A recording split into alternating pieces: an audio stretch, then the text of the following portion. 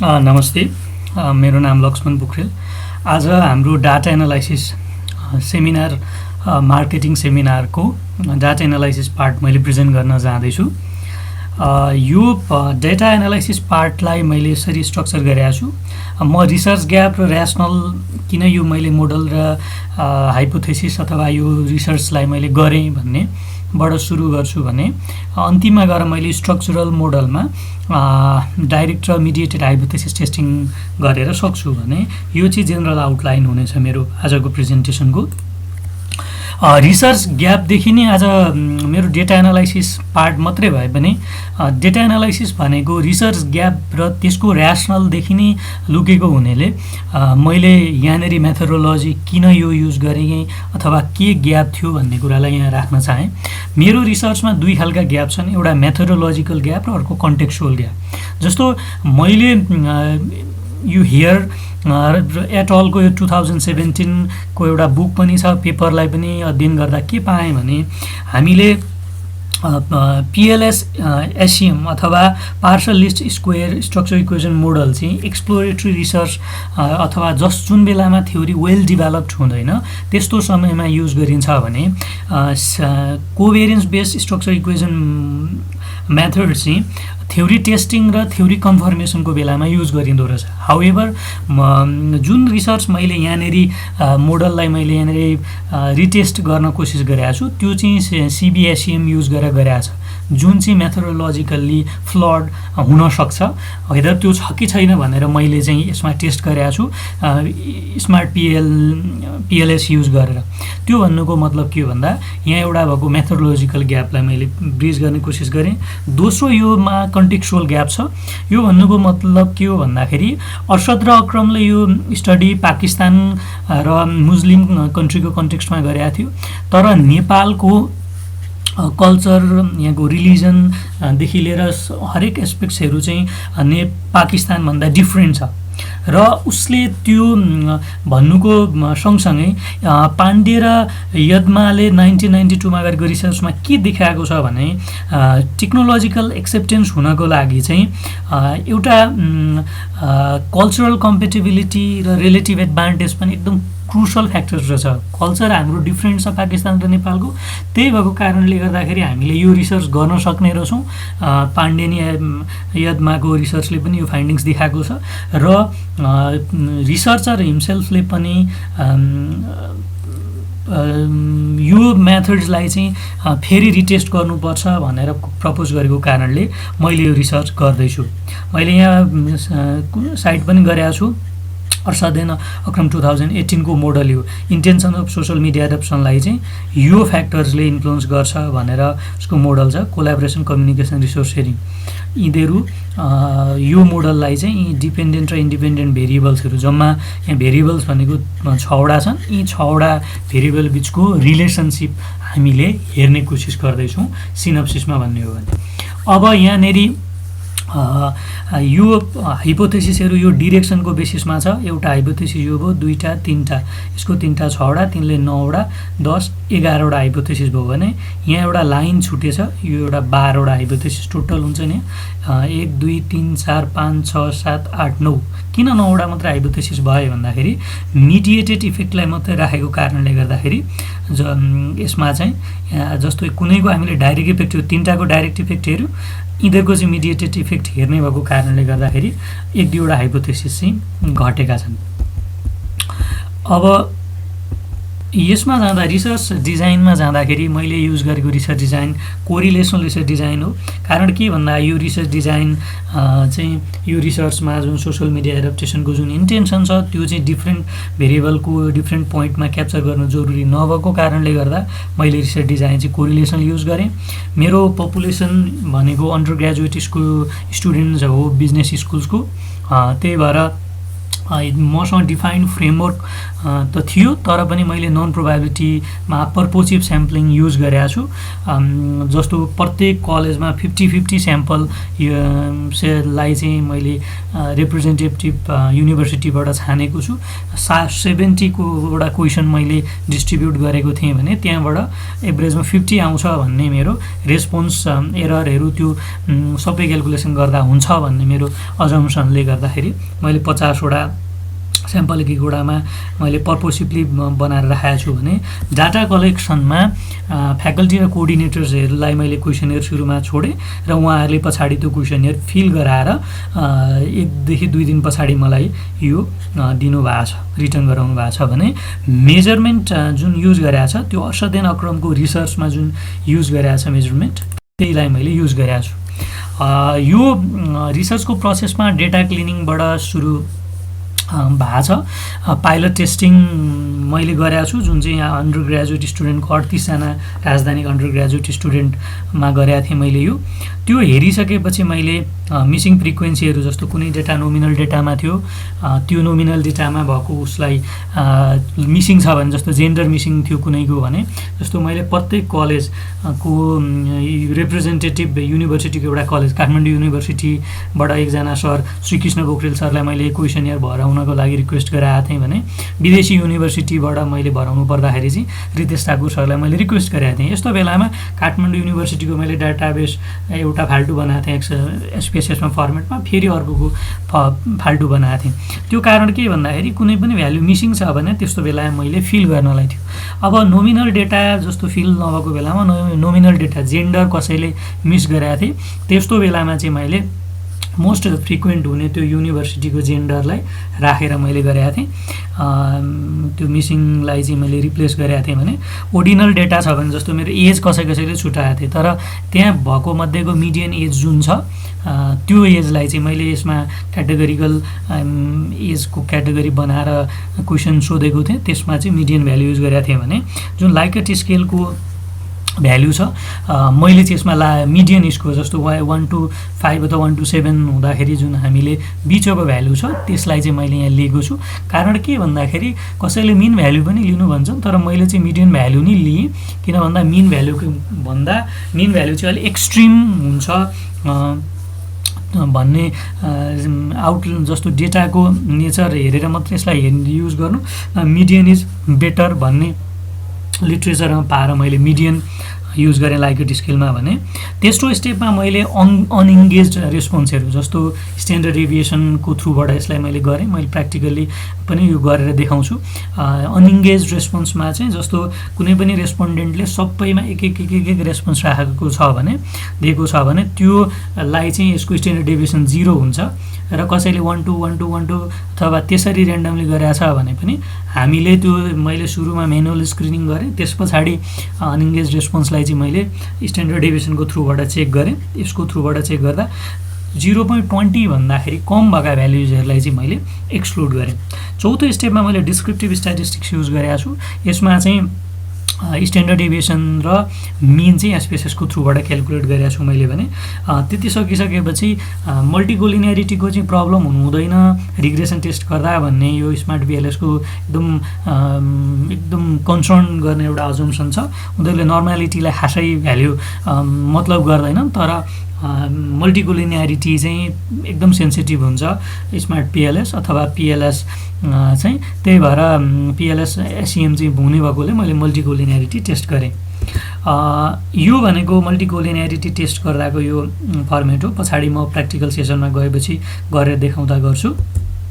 Measurement मोडलमा reliability test गरेँ मैले दुईवटा, एउटा क्रोनब्याच अल्फा र अर्को कम्पोजिट रिलायबिलिटीको थ्रुबाट, जुन म पछाडि गरेर पनि देखाउने छु। कन्भर्जन भ्यालिडिटी भनेको चाहिँ कुनै पनि दुईवटा भ्याल्यु दुईवटा कन्स्ट्रक्ट एकअर्कामा कन्भर्ज गर्छन् कि गर्दैनन् भनेर हामीले हेर्ने गर्छौँ। र डिस्क्रिमिनेन्ट भने चाहिँ एकअर्कामा यिनीहरू डिस्क्रिमिनेन्ट छन् कि छैनन् दुईवटा कन्स्ट्रक्ट अथवा त्योभित्रका आइटम्स भनेर चाहिँ डिस्क्रिमिनेन्ट भ्यालिडिटीले भन्छ। यसलाई एकदम सिम्पल भाषामा भन्ने हो भने कन्भर्जेन्टले सम्बन्ध छ कि छैन भनेर हेर्छ भने डिस्क्रिमिनेन्टले नाजायज सम्बन्ध छ कि छैन भनेर हेर्छ। सम्बन्ध हुनु पनि नहुनु पनि नराम्रो हो र धेरै अथवा नाजायज सम्बन्ध हुनु पनि नराम्रो हुने भएकोले हामीले यो दुईटै टेस्ट गर्छौँ। त्यसले चाहिँ यसको मेजरमेन्टको रोबस्टनेसलाई देखाउँछ भने यो कमन मेथड बायस भन्ने पनि एउटा टेस्ट गरिन्छ। यो कमन मेथड बायस चाहिँ मैले हर्मन सिंगल फ्याक्टर्स मेथड जुन चाहिँ मैले थ्रेसहोल्ड यदि 50% भन्दा कुनै फ्याक्टर एनालाइसिस गरेर हेर्दाखेरि 50% भन्दा कम भयो भने त्यसमा कमन मेथड बायस हुँदैन भन्ने छ। कमन मेथड बायस भने चाहिँ के हो भन्दा मैले क्वेसनियरै मात्रै सबैलाई डिस्ट्रिब्युट गरेँ र एउटै तरिकाले मैले क्वेसनियर डिस्ट्रिब्युट गरेको छु भने सेल्फ एडमिनिस्ट्रेटेड क्वेसनियर युज गरेको छु भने त्यसमा अन्डरलाइङ बायसेसहरू अथवा एरर्सहरू आउन सक्छन् जसले गर्दाखेरि चाहिँ सबै रेस्पोन्सहरू चाहिँ एउटै फ्याक्टरमा लोड हुन सक्छ। हो त्यस्तोलाई चाहिँ अभोइड गर्नको लागि चाहिँ कमन मेथड बायस युज गरिन्छ। दोस्रो तरिका चाहिँ यहाँ यो बगोजीले दिएको छ 1991 मा यदि कुनै पनि भ्यालुमा 0.7 भन्दा बढी कोरिलेसन छ भने आइटम्समा यो कमन मेथड बायस हुन्छ भनेर उहाँले भन्नुभएको छ। अब यो फ्याक्टर एनालाइसिस चाहिँ सबै भने चाहिँ खासको बेसिक फाउन्डेसन चाहिँ कोरिलेसनमै हो। त्यही भएर कोरिलेसनमा हामीले केही प्रब्लम पाइयो भने चाहिँ हामीले यो अरू सबै प्रब्लमहरू आउँदो रहेछ भन्ने मैले यो प्रोसेसमा रियलाइज गरेँ। यसको रिजल्ट यो छ, म पछाडि गरेर देखाउँछु। सबै यसमा यो डिस्क्रिमिनेन्ट भ्यालिडिटीको कुराहरू हो यसमा। तेस्रोमा भनेको डाइरेक्ट इफेक्ट र मिडिएटेड इफेक्टको कुरा आयो भने अब मैले गरेको डेटालाई स्टेप वाइज रूपमा यही स्टेपलाई फलो गर्दै जानेछु। पाइलट टेस्टिङमा जुन मैले डेटा ल्याएको छु त्यो पाइलट टेस्टिङबाट सुरु गरौँ। जस्तो एसपीएसएसमा मैले पाइलट टेस्टिङको जुन डेटा छ यो पाइलट टेस्टिङको डेटालाई मैले एनालाइज गर्ने कोसिस गरेँ। पाइलट टेस्टिङ गर्दाखेरि मेरो डेटामा पाइलट टेस्टिङलाई मेजर गर्ने सबभन्दा राम्रो इन्डिकेटर भनेको क्रोनब्याच अल्फाको थ्रुबाट इन्टरनल कन्सिस्टेन्सी मेजर गर्नु भनेर लिट्रेचरमा पाइन्छ। त्यही भएर मैले यसमा इन्टरनल कन्सिस्टेन्सी चेक गरेँ। यसमा मैले अगाडि नै गरिसकेको कारणले गर्दा यी सबै भेरिएबलहरू जुन भेरिएबलहरू छन् यहाँ भेरिएबललाई मैले यसरी यो साइडमा राइट साइडमा मैले यो गरिसकेपछि इन्सर्ट गरिसकेपछि ओके भनेर क्लिक गरेँ। ओके भनेर क्लिक गर्दाखेरि यसको आउटपुट आइसकेको छ। यो आउटपुट आउँदाखेरि क्रोनब्याच अल्फा 0.966 भनेर आएको रहेछ। यो 966 भन्नुको मतलब यदि कुनै पनि भ्यालु 0.7 भन्दा बढी छ भने क्रोनब्याच अल्फा युज गर्नु भनेर त्यो चाहिँ रिलायबल इन्स्ट्रुमेन्ट हो भनेर भनिँदो रहेछ यसको रिलायबिलिटीको केसमा। भने अब पछाडि पनि हामी सामान्य कुरा त गर्छौँ म पुरै हाम्रो मेजरमेन्ट मोडलमा पनि। क्रोनब्याच अल्फा भन्दा पनि अहिले भर्खर यो 2019 को डिसेम्बरमा प्रोफेसर हेयर प्लस अरू सरहरूको मैले पेपर पढेको थिएँ। त्यसमा चाहिँ म्याकडोनल्ड्स ओमेगा युज गर भनेर उहाँले भन्नुभएको छ। त्यो भने सामान्य भाषामा के रहेछ भनेर मैले डिकम्पोज गरेर हेर्दै जाँदा भरे कम्पोजिट रिलायबिलिटी नि रहेछ त्यो कुरा। त्यो कुरालाई चाहिँ बढी उहाँले प्रेफर गराउनु भएको छ। त्यो कम्पोजिट रिलायबिलिटी पनि हामी पछाडि निकाल्छौँ। यो भनेको हामीले यसरी निकाल्यो र यसलाई गर्ने अरू पनि तरिका छन्। जस्तो जरुरी छैन हामीले एउटै बढै मात्रै गर्ने। जस्तो यसलाई गर्दाखेरि जस्तो यसैमा जाउँ अहिलेमा हामीले जाँदा जस्तो रिलायबिलिटी एनालाइसिसलाई प्रत्येक कन्स्ट्रक्टको फाल्टु पनि हामीले गर्न सकिन्छ। केही समस्या अरूमा छ कि भनेर जस्तो यसलाई रिसेट गर्दै मैले पर्सिभ युजफुलनेसको लागि मात्रै मैले हेर्न सक्छु। यसमा हामीले हेर्नुपर्ने 3टा कुरा छन्। यसलाई गरेर हेरेँ भने मैले यसरी भयो। जस्तो यसलाई यो जरुरी हुँदैन, यो पनि जरुरी हुँदैन। टोटल क्रोनब्याच अल्फा पर्सिभ युजफुलनेसको यति रहेछ भने यहाँ हामीले हेर्नुपर्ने अर्को भनेको यो एउटा हो। क्रोनब्याच अल्फा त्यो रहेछ भने यदि कुनै पनि आइटम डिलिट गर्दाखेरि यो भ्यालु के बढ्न सक्छ भनेर हेर्दाखेरि यहाँनिर कुनै पनि त्यस्तो भ्यालु रहन्छ। त्यही भएर यसरी पनि हामीले इन्डिभिजुअल कन्स्ट्रक्टको पनि मैले हेरेको थिएँ। त्यसमा पनि केही समस्या नदेखिसकेपछि मैले यो क्वेसनियरलाई अरू मेरो रेस्पोन्डेन्टसँग मैले डिस्ट्रिब्युट गरेँ। त्यस पछाडि मैले यो डिस्ट्रिब्युट गरिसकेपछि अब दोस्रो स्टेजमा गयो। मैले यो पाइलट टेस्टिङ गरेँ। त्यस पछाडि अब डेटा कलेक्सन गरेर मैले आइसकेपछि प्रत्येक युनिभर्सिटीको डेटालाई मैले मर्ज गरेँ। मर्ज गरिसकेपछि मसँग यस्तो डेटा आयो। यो डेटा बनिसकेपछि मसँग टोटल 236 रेस्पोन्सेसहरू भएका छन्। ती 236 रेस्पोन्सेसहरू कुन कलेजबाट आएछन् भन्ने आइडी नम्बरसहित मैले राखेको छु। कुनै राजधानी कलेजबाट, कुनै केआइसीबाट, कुनै शङ्करदेवबाट। यसरी आइसकेपछि मैले सबभन्दा पहिले यसमा अनइङ्गेज रेस्पोन्स छ कि छैन भनेर मैले हेर्न कोसिस गरेँ। त्यो मिसिङ भ्याल्युजहरू छ कि छैन भनेर मैले हेरेँ। जस्तो मिसिङ भ्याल्युजहरू हेर्नको लागि चाहिँ डिस्क्रिप्टिभमा गएर फ्रिक्वेन्सीमा गइसकेपछि जस्तो यहाँ भएका सबै भ्यालुलाई मैले यो साइडमा ल्याएँ र ल्याइसकेपछि फ्रिक्वेन्सीमा हेर्दा त्यो स्ट्याटिस्टिक्स लिएर यस्तो मिन अथवा कुनै थोक ल्याएर मैले ओके, यसलाई मैले ओके गरेँ।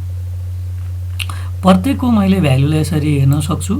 अब यो भ्यालुलाई हेर्दाखेरि यहाँनिर मैले हेरेँ मिसिङ भ्यालुजमा कुनै छ कि छैन भनेर मैले हेर्दाखेरि कुनै पनि भ्यालु मिसिङ भएन। भएको जतिलाई मैले यसमा त रिफिल गरिसकेको छु सबैलाई। मिसिङ भ्यालु भएको केसमा मैले अगाडि भने जस्तो प्रत्येक रेस्पोन्सलाई डिफ्रेन्ट तरिकाले मैले इन्ट्री गरेको छु। उदाहरणको लागि मेरो यहाँनिर एजको कुरा छ भने त्यो एजलाई चाहिँ मैले डेमोग्राफिक क्वेसनमा एजको कुरा छ भने त्यो एजलाई चाहिँ मैले कोड गरेको छु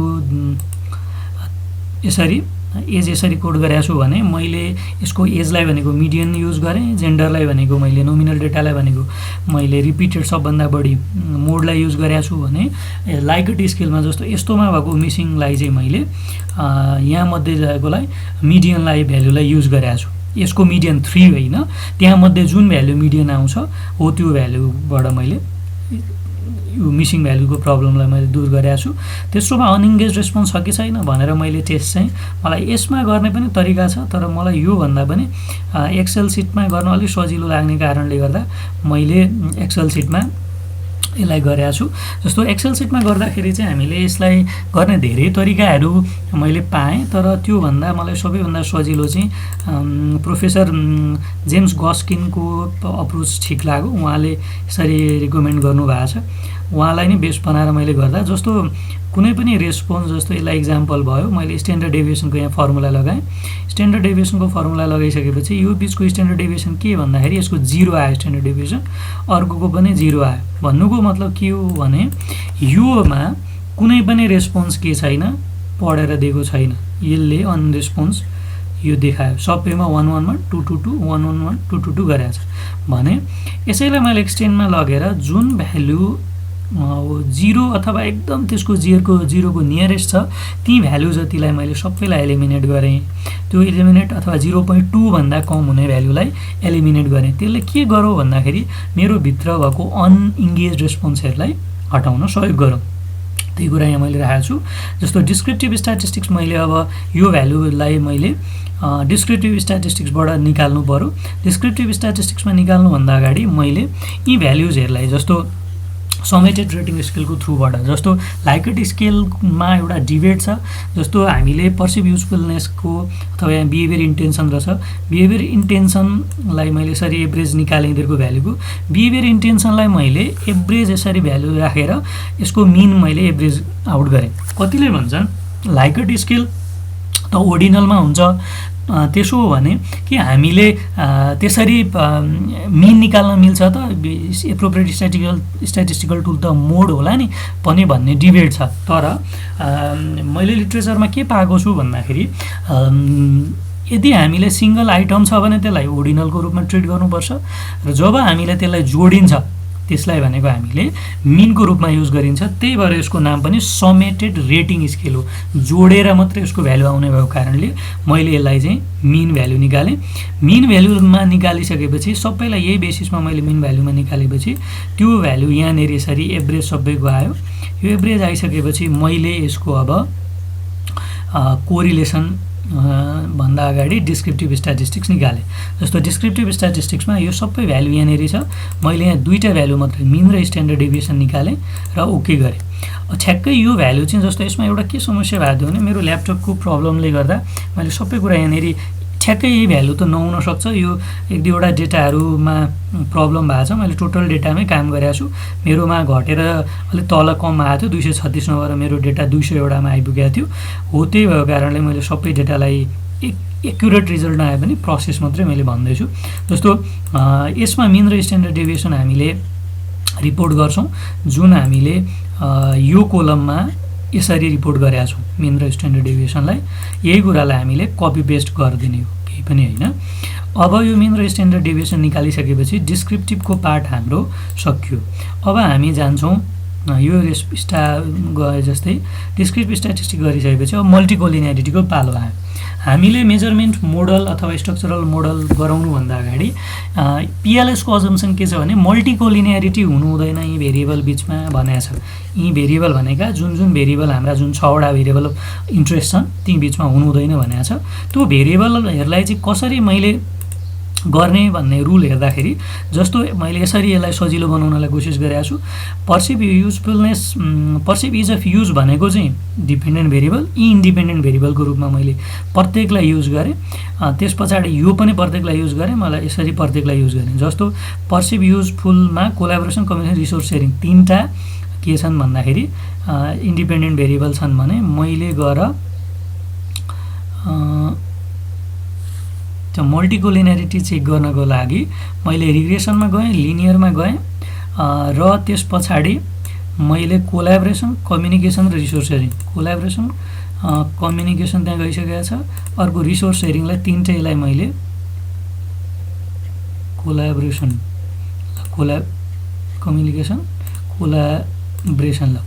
कम्युनिकेसनलाई तीनटैलाई मैले यहाँमध्ये कुनै पनि सेलेक्ट नगरिकन कोलिनियरिटी डायग्नोसिस मात्रै गरेँ। यसलाई गरेर मैले क्लिक गरेँ। क्लिक गर्दाखेरि यहाँ धेरैवटा आउटपुट आएका हुन सक्छन्, यसलाई मैले डिलिट पनि गरेँ। जस्तो यहाँमध्ये हामीलाई चाहिने भनेको यो एउटा आउटपुट हो। भिआइएफ चाहिँ हाम्रो यदि 3 भन्दा कम छ भने त्यहाँ मल्टिकोलिनियरिटी प्रब्लम हुँदैन भन्ने कुरा हाम्रो सामान्य अजम्सन छ भने हामीले इकोनोमेट्रिक्समा चाहिँ पढ्छौँ पनि यो कन्डिसन इन्डेक्सको कुरा छ। यो 20 भन्दा कम भयो भने त्यसमा प्रब्लम हुँदैन मल्टिकोलिनियरिटीको भन्ने छ। हो यही कुरा यसमा राखिएको छ। यही कुरालाई मैले कपी पेस्ट गरेर यो टेबलमा राखेको छु। मोरलेस भ्याल्यु त्यही होला, अलिअलि डिफ्रेन्स भनेको त्यो स्याम्पलको ले डिफ्रेन्सले गर्दा भएको छ भने यो पछाडि कोलिनियरिटीको प्रब्लम पनि छैन भनेर यसरी नै मैले सबैलाई डायग्नोसिस गरिसकेपछि अब म मेजरमेन्ट मोडलमा गएँ। भन्नुको मतलब अब यो मोडलमा रिलायबिलिटी, भ्यालिडिटीको इस्यु छ कि छैन भनेर मैले मेजर गर्ने कोसिस गरेँ। यसलाई हेर्दा मैले यसका लागि स्मार्ट पिएलएस भन्ने सफ्टवेयरमा लगेँ। मैले यो डेटाहरू इन्सर्ट गरिसकेको छु। यसमा अब मैले सबभन्दा पहिले कसरी गर्ने भन्नेमा मैले एकदम बेसिकबाटै जाने भएँ। जस्तो यतापट्टि मेरो भेरिएबलहरू भनेको कोलाबोरेसन, कम्युनिकेसन, रिसोर्स सेयरिङ तीनटा भेरिएबल छन्। त्यसो भने मैले एउटालाई कोलाबोरेसन बनाएँ, अर्को कम्युनिकेसन, अर्को भनेको रिसोर्स सेयरिङ। यो तीनटा भेरिएबल भयो। यो तीनटा भेरिएबललाई मैले अब कोलाबोरेटिभ लर्निङलाई यहाँ राखिदिएँ मैले। कोलाबोरेटिभ लर्निङ, कम्युनिकेसन, अर्को रिसोर्स सेयरिङलाई मैले यसरी राखेँ। अब त्यस पछाडि मलाई दुईटा पर्सिभ इज अफ युज र पर्सिभ युजफुलनेस दुईटा भेरिएबल फेरि थप्नु पर्यो। यसलाई मैले यहाँबाट क्लिक गरेँ, अर्को मैले यहाँ गरेर यहाँ बिहेभियर इन्टेन्सन भयो। जस्तो अब यसलाई पर्सिभ इज अफ युज भन्ने भइसकेपछि यति भेरिएबललाई मैले यहाँ लगेर छोडिदिएँ, पर्सिभ युजफुलनेसलाई यहाँ लगेर छोडिदिएँ। लेट मी बी स्योर यो ठ्याक्कै त्यही मोडलमा कहिलेकाहीँ म तलमाथिमा झुकिन्छु। पर्सिभ युजफुलनेस र perceive is of use, perceive usefulness यो माथि हुँदो रहेछ। यसलाई जस्तो यसलाई चाहिँ माथि लगेर यसलाई तल राखेँ मैले, पर्सिभ युजफुल एन्ड गुड। अब त्यस पछाडि बिहेभियर इन्टेन्सनलाई मैले यहाँनिर राखेँ। अब यसलाई राइट क्लिक गरिसकेपछि हामीले जुन पनि साइडमा यसलाई बनाउन सक्छौँ। मैले यसलाई टपमा बनाएँ, यसलाई पनि टपमा बनाएँ, यसलाई भयो भने यसलाई बटममा मैले बनाएँ। नभएकाहरू नमिलेकाहरूलाई मैले यसो गरेँ। अब यसलाई चाहिँ राइटमा बनाउँदा अलिक राम्रो देखिन्छ कि जस्तो देखियो।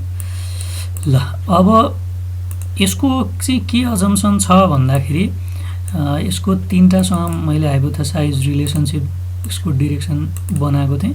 के छ भन्दाखेरि यसले चाहिँ जस्तो उता कोभेरियन्स बेस्ड स्ट्रक्चरल मोडलमा एमसमा चाहिँ हामीले एउटा मेजरमेन्ट मोडलमा फाल्टु र स्ट्रक्चरल मोडलमा फाल्टु काम गर्छ, तर यसले चाहिँ त्यसरी काम गर्दैन। यसले मेजरमेन्ट मोडल र स्ट्रक्चरल मोडललाई डिफ्रेन्टली काम गर्दैन।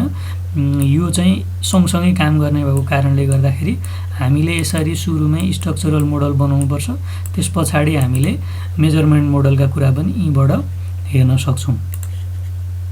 ल यसलाई मैले यसरी बनाइसकेपछि अब म यो मोडलबाट सबभन्दा पहिले मैले टेस्ट गर्नुपर्ने यहाँ जाउँ, हामीले टेस्ट गर्नुपर्ने रिलायबिलिटीको टेस्टबाट सुरु गरौँ।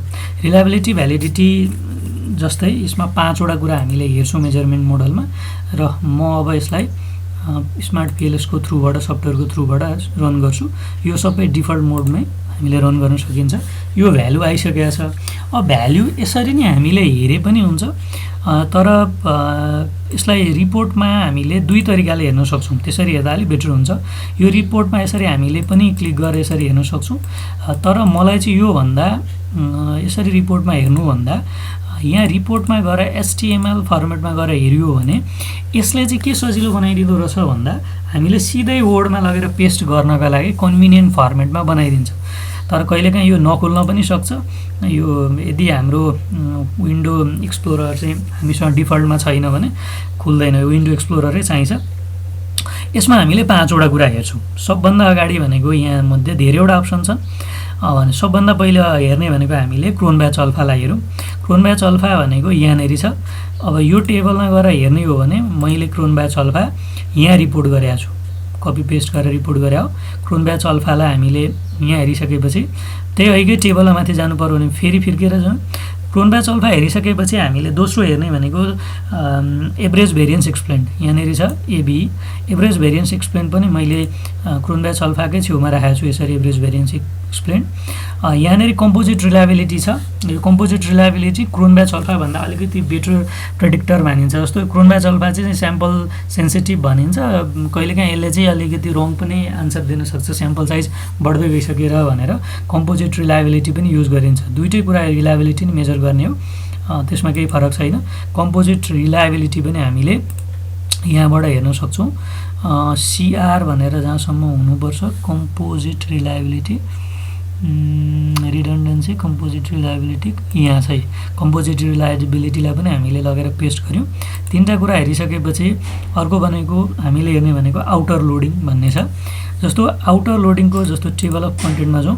यहाँ एउटा बुझ्नुपर्ने कुरा के छ भने हामीले हेर्ने यहाँनिर एउटा आउटर लोडिङ हुन्छ भने अर्को आउटर वेट भन्ने हुन्छ। अब यो बिचमा फरक के भनेर हामीले बुझ्न जरुरी हुन्छ।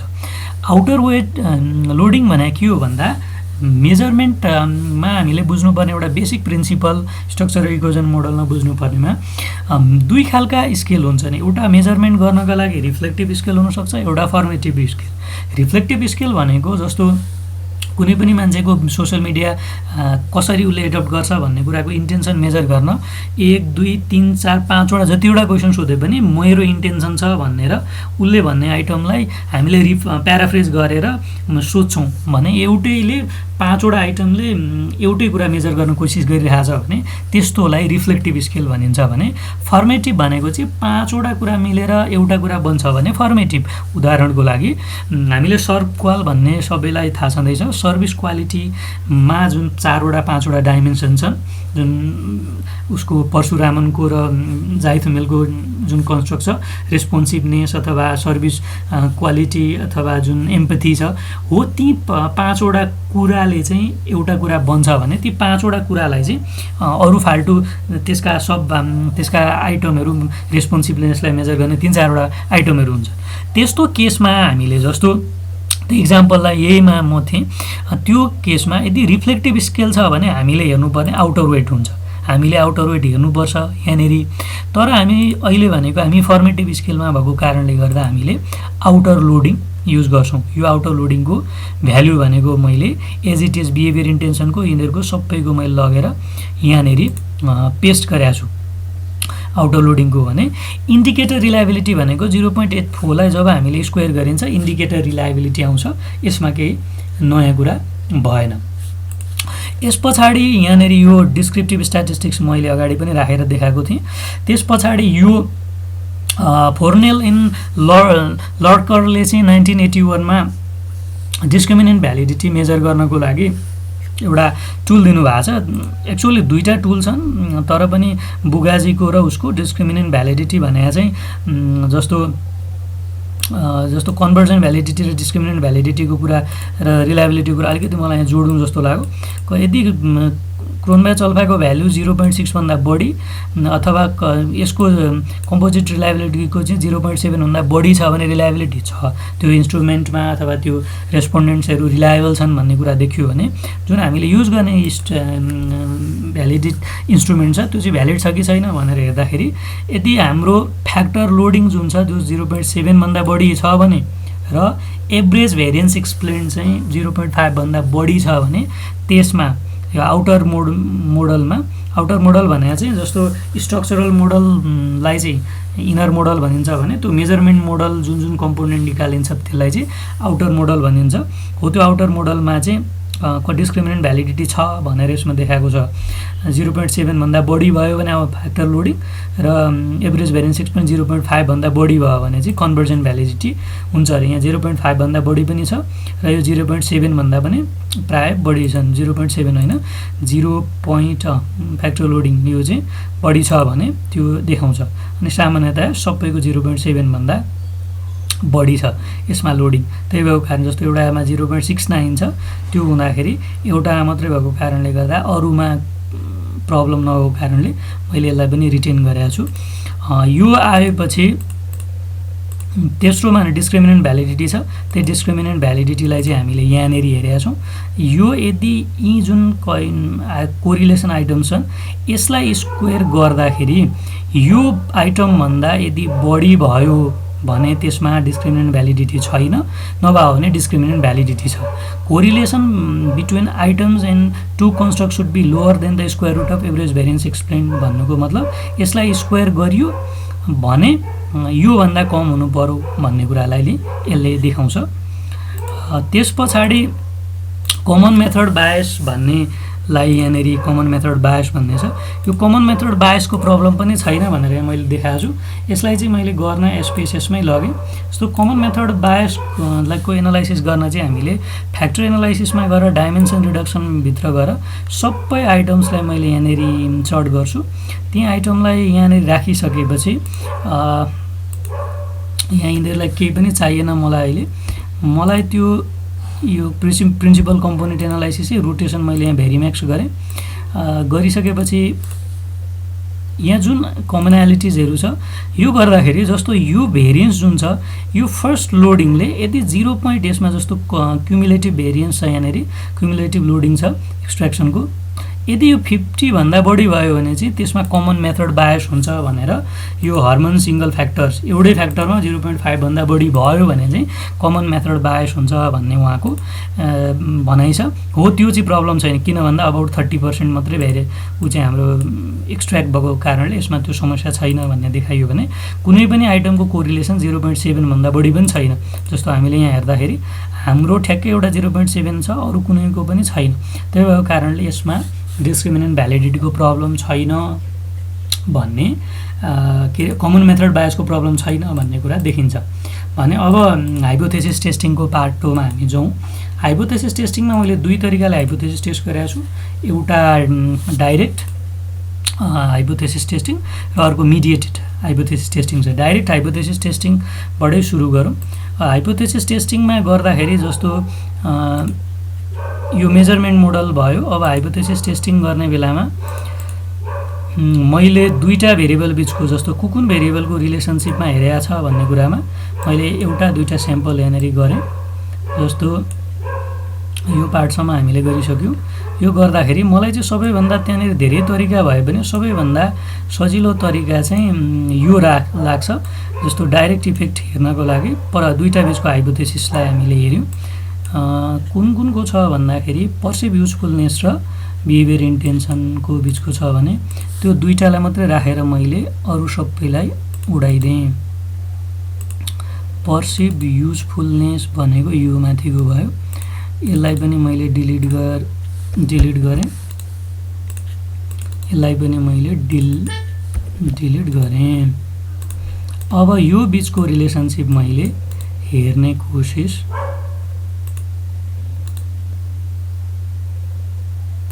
ल यो बीचको के छ भनेर मैले हेर्ने कोसिस गरेँ भने यसलाई मैले रिनेम पनि गर्न सक्छु। रिनेम गरेर यसलाई पर्सिभ युजफुलनेस र यसलाई बिहेभियर इन्टेन्सनको रूपमा मैले राखेँ। चेन्ज भयो, यसलाई अन्डु गरौँ। यसलाई भएको रहन्छ पर्सिभ युजफुलनेस भयो। यो भइसकेपछि मैले के गर्न सक्छु भन्दा हाइपोथेसिस टेस्टिङमा सबभन्दा पहिले क्याल्कुलेटमा गएर जे छ त्यहीमा भ्यालु निकालेँ। यो भ्यालु निकाल्दा यो भनेको पाथ कोफिसिएन्ट हुन्छ, यो भयो। यो बिचमा रिलेसनशिप छ कि छैन भनेर यसमा हेर्न खोजेको बेसिकली यो भनेको आरको भ्यालुको भने। अब हामीले हाइपोथेसिस टेस्ट गर्दाखेरि चाहिँ बुटस्ट्र्यापिङ मेथडबाट गरिन्छ भन्ने हुन्छ। बुटस्ट्र्यापिङको सामान्य स्याम्पल साइज 5000 मा गर्नु भन्ने हुन्छ। जस्तो यसको फन्डामेन्टल्सलाई अलिकति बुझौँ।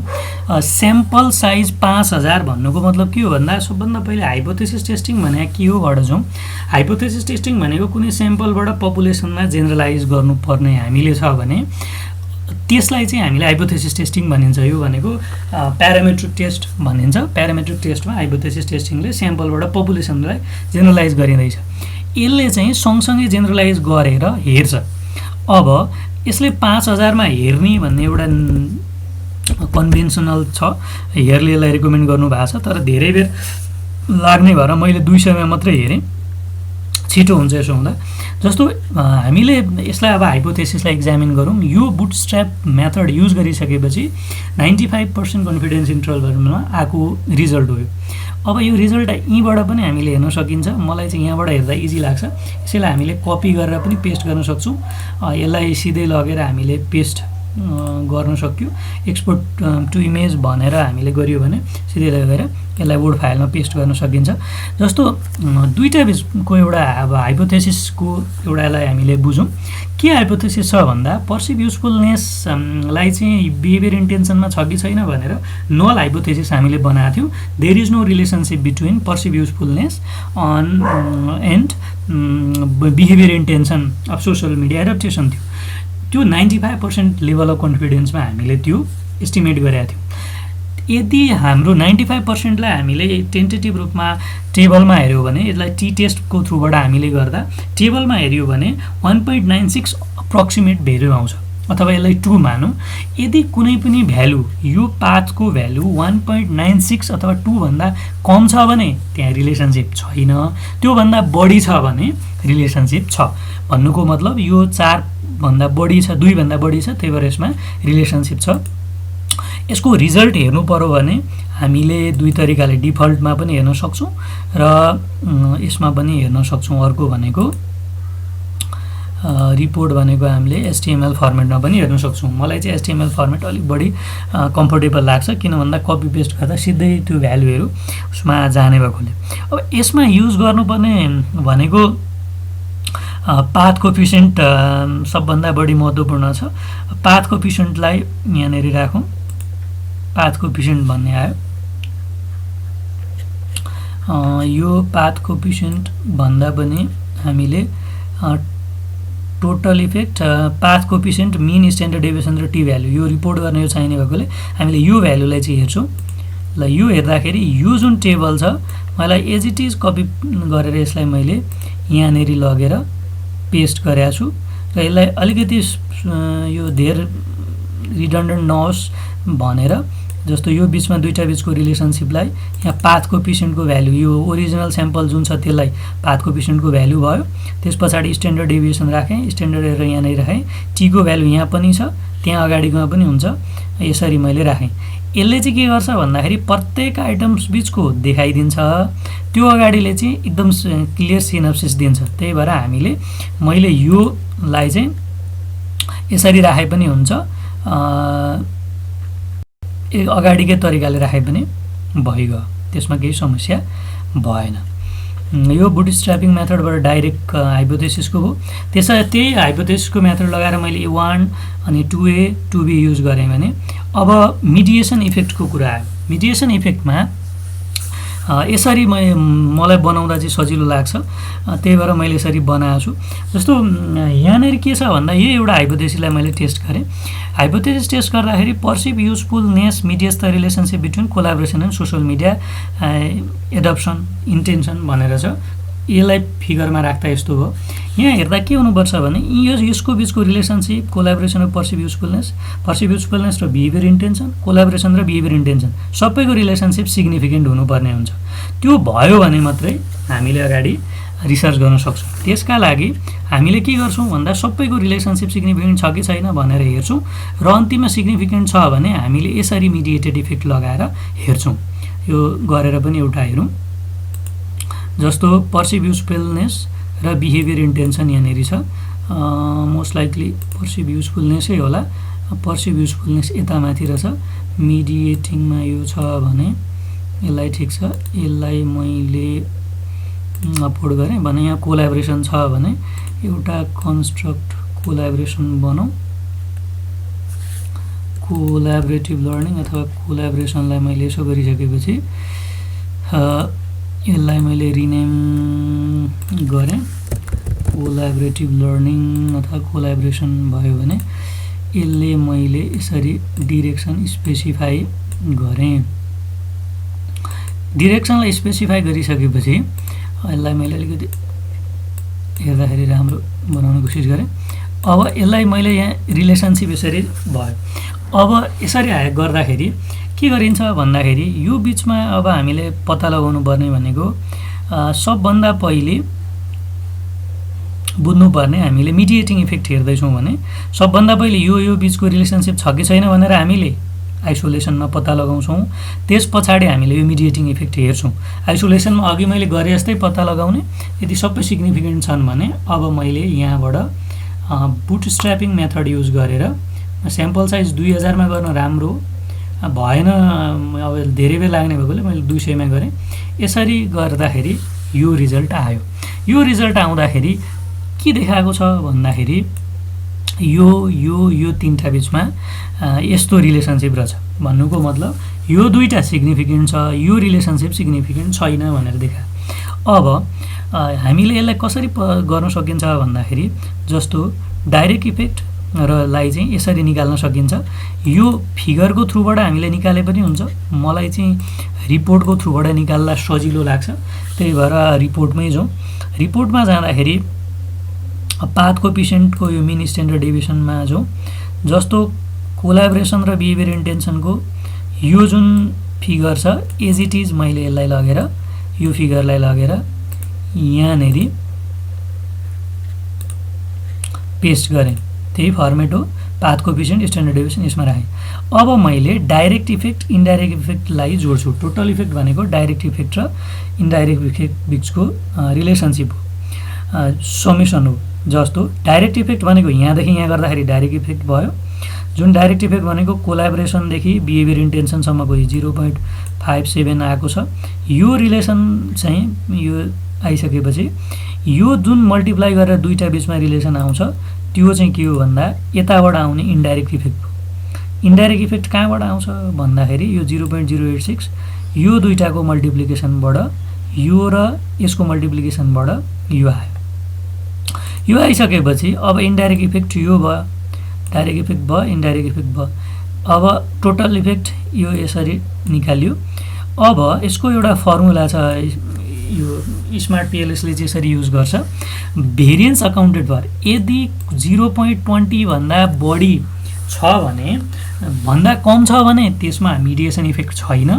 0.20 भन्दा बढी कति 40 सम्म भयो भने त्यसमा मोडरेट लेभलको पार्सल मिडिएसन भयो भने, त्योभन्दा माथि गयो भने हाई मिडिएसन, पछाडि चाहिँ फुल मिडिएसन भन्ने हुन्छ। जस्तो यहाँनिर मैले यही इन्डाइरेक्ट इफेक्टलाई टोटल इफेक्टमा, यो इन्डाइरेक्ट इफेक्ट छ यसलाई टोटल इफेक्टले डिभाइड गर्दा यति आयो। यो चाहिँ त्योभन्दा कम भएको कारणले गर्दा यसमा मिडिएसन छैन, मिडिएसन इफेक्ट छैन। दोस्रोमा गयो यसमा पनि हेर्दाखेरि यसको भ्याल्यु भनेको 0.93। पार्सल मिडिएसन थोरै हुन आँटेको छ, तर मिडिएसन चाहिँ त्यस्तो देखिएन भने। जस्तो यसमा हेरौँ, यसमा पनि मिडिएसन छैन, अर्कोमा पनि छैन भने अर्को बेसमा चाहिँ मिडिएसन छ। यो पार्सल मिडिएसन मात्रै रहेछ। र यो मैले देखाउन खोजेको चाहिँ यो, जस्तो यसमा एउटा रिलेसनसिप देखिएन, योमा एउटामा रिलेसनसिप नदेखिसकेपछि पर्सिभ युजफुलनेस र रिसोर्स सेयरिङ बिचमा केही पनि रिलेसनसिप नदेखेपछि मैले योलाई मिडिएसन युज गरिनँ। त्यही कुरा यहाँनिर राखेको छु। यसरी मैले समराइज गरेँ।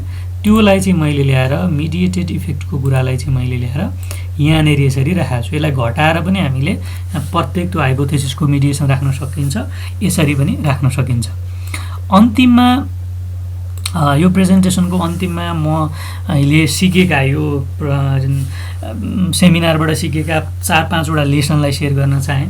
सुरुमा working with MS and then changing to smart PLS. खासमा मैले सुरुमा मेन्सन गरिनँ होला, मैले डाटा एनालाइसिस सुरु गर्दा मैले स्ट्रक्चर इक्वेसन मोडलको एमएस युज गरेका थिएँ। त्यो चाहिँ सिएमबी अप्रोचबाट कोभेरियन्स बेस्ड मेथड भनिन्छ त्यसलाई, त्योबाट युज गरेका थिएँ। तर त्यसमा मलाई एउटा समस्या आयो। त्यो पछाडि मैले रिसर्च गर्दै गइसकेपछि त्यसको कुरा पनि मैले बुझेँ। खासमा यदि मिडिएसन एउटाभन्दा बढी मिडिएसन हेर्नुपर्ने छ भने MS is not very appropriate software भन्दो रहेछ, तर हामीले गर्न सक्छौँ। खासमा स्मार्ट पिएलएस युज गर्नुपर्ने सुरुमै मैले युज गरेको समय बच्ने रहेछ, तर एमएस मैले युज गरेँ। त्यो मेरो एक्सपिरियन्स भयो। धेरै समय युज गरिसकेपछि फेरि मैले स्मार्ट पिएलएसबाट गर्दाखेरि मलाई निकै लामो समय लागेको थियो। दोस्रो भनेको मलाई एउटा यो प्रोसेसमा मैले धेरै लिट्रेचर रिभ्यूहरू गर्दा एउटा प्रिटेस्टिङ र पाइलट टेस्टिङ बिचको डिफ्रेन्स पनि थाहा पाएँ। मैले प्रिटेस्टिङ गरेको भए त्यो क्वेसनमा भएको केही समस्याहरू चाहिँ मैले अगाडि नै अझै मजाले एलिमिनेट गर्ने छु। प्रिटेस्टिङ 2 तरिकाले गरिँदो रहेछ। यो प्रोटोकल र डिब्रिफिङ मेथड भन्ने हुँदो रहेछ, हो योबाट गरिँदो रहेछ भने मैले अर्को एउटा प्रब्लम पाएको र अब सरहरूले पनि यो गरिरहनु भएको छ। यो इन्डेक्स जर्नलको आर्टिकल मैले गरेकोमा हो, यो इन्डेक्स जर्नलको आर्टिकल होइन। मैले जहाँसम्म मलाई नलेज थियो, जहिले मैले यो आर्टिकल पढेँ त्यतिखेर मलाई स्ट्रक्चर इक्वेसन मोडलमा एउटा सिक्ने मन थियो र यो मोडल चाहिँ मैले सोसल मिडियाकै केसमा भएकोले गरौँ न त भन्ने हिसाबमा मैले गर्न सुरुमै कन्सेप्चुलाइज गरेको कारणले गर्दा यो गर्न सुरु गरेँ। तर समस्या के भयो भन्दाखेरि यो धेरै इन्डेक्स जर्नलमा नभएको कारणले मलाई पब्लिकेसनको एउटा रिस्क छ। यति दुःख गरिसकेपछि पब्लिकेसन अलिकति सरको विनोद सरको सहयोगबाट हामीले राम्रै ठाउँमा पब्लिस गर्न सक्थ्यौँ होला, तर त्यो चाहिँ अहिले सम्भावना कम छ। अब धेरै राम्रो एकदम इन्डेक्स्ड Q1 Q2 तिर जाने सम्भावना एकदमै कम छ। यो यति दुःख गर्दा हामीसँग मेथड साउन्ड हुँदा यदि Q1 को यो हो भने Q2 सम्ममा एकदम इजिली छापिन सक्छ, यतिको सबै मेथोडोलोजीमा क्ल्यारिटी हुँदा र एक दुई कुरा इम्प्रुभमेन्ट गरियो भने। र फाइनल चाहिँ मेरो आर स्टुडियोसँगको मैले पछाडि अहिले आएर बुझ्दैछु। तपाईँहरूलाई सुरुदेखि नै म के रिक्वेस्ट गर्छु भने सुरुदेखि नै आर स्टुडियोमा काम गर्नुहोस्। लर्निङ कर्भ एकदम स्टिप छ यसको, हामीलाई एकदम बोर लाग्छ गर्दा। तर स्मार्ट पिएलएसका धेरै फङ्सनहरू माथिल्लो लेभलमा गइसकेपछि तपाईँलाई सेकेन्ड अर्डरमा हायर अर्डर इफेक्टहरूको लागि यसमा काम छैन र हामी किनेर चलाउन सक्दैनौँ। कसैले त अफोर्ड गर्न सक्नु होला, तर पनि धेरैले सक्दैनौँ। त्यस्तो बेलामा R studio is best. R studio सिक्दैछु अहिले मैले, त्यो आर स्टुडियो जतिको बेस्ट मलाई अरू कुनै पनि लागेन। तर अब आर स्टुडियोमा पनि प्रब्लम हुँदा हामीले क्रस चेक त गर्नको लागि स्मार्ट पिएलएस, एमएस अथवा प्रोसेस माइक्रो अनि स्पेसेस चलाउनु त जान्नु पर्यो। तर आर स्टुडियो नि सिक्नु होला भन्दै आजको मेरो यो सेमिनारको प्रेजेन्टेसन यहीँ सक्न चाहन्छु। सबैलाई थ्याङ्क यू भने।